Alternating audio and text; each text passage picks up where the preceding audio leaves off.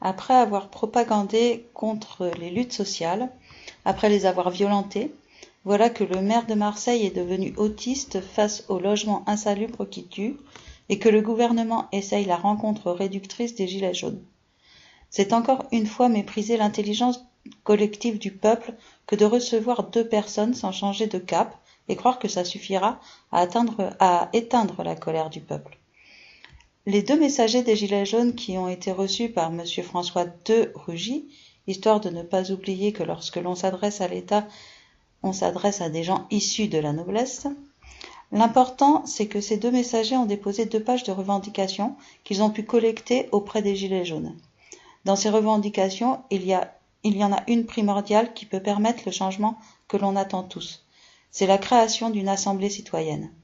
Parce que l'on ne peut plus supporter cette pseudo-démocratie dirigée par les banquiers, traders et autres rentiers esclavagistes égotiques de toutes sortes qui ne pensent qu'à leur bien personnel, ces goinfres qui, au fur et à mesure du temps, ont pris de plus en plus de pouvoir, faut dire qu'ils l'ont fait avec suffisamment de tact pour que l'on croie jusqu'à ce jour que nous choisissions la servitude dans laquelle ils nous enfermaient.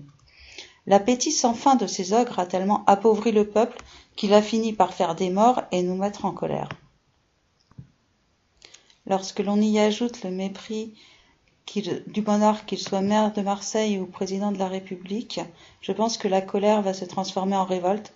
Cette révolte, par le pouvoir d'une assemblée citoyenne, peut aboutir à une nouvelle constitution, enfin écrite par le peuple pour le peuple, car nous sommes les seuls à vouloir faire appliquer ce magnifique article 1er des droits de l'homme et du citoyen qui dit que tous les êtres humains naissent libres et égaux en dignité et en droit. Alors à nous d'être vigilants, tout est à construire si l'on veut une république du bien commun.